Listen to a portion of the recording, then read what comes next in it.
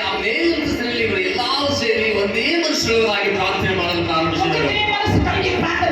ಅವರು ಒಂದೇ ಮನುಷ್ಯರಾಗಿ ಪ್ರಾರ್ಥನೆ ಮಾಡಲು ಪ್ರಾರಂಭಿಸಿದರು. ಅವರ ಒಂದು ತಿಳಿಗಳ ಕಡೆಗೆ ಓಡಾಡಿ ತಿರುಗಾಡಲಿಲ್ಲ. ಅವರ ಮನಸ್ಸನ್ನು ಕರ್ತನಿಗೆ ಕೇಂದ್ರೀಕರಿಸಿದರು. ಅವರು ಪ್ರಾರ್ಥನೆ ಮಾಡಲು ಪ್ರಾರಂಭಿಸಿದರು. ಯಾವಾಗ ಅವರು ಪ್ರಾರ್ಥನೆ ಮಾಡಲು ಪ್ರಾರಂಭ ಮಾಡಿದರು,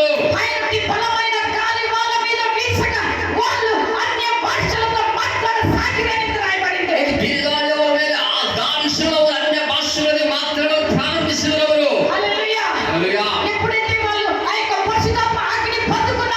ಯಾವಾಗ ಪರಿಶುದ್ಧಾತ್ಮನ ಅಗ್ನಿಯನ್ನು ಸ್ವೀಕಾರ ಮಾಡಿದರು, ಒಬ್ಬೊಬ್ಬರು ಒಂದು ದೈಶ್ಯವಾಗಿ ಹೊರಟು ಹೋದವರು, ಒಂದು ಜೀವವನ್ನು ಉಂಟು ಮಾಡಿದವರು.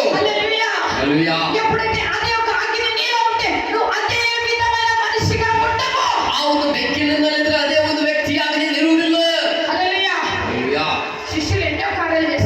ಶಿಷ್ಯರು ಎಷ್ಟೋ ಒಂದು ಕಾರ್ಯಗಳನ್ನು ಮಾಡಿದರು. ಹೌದಾ?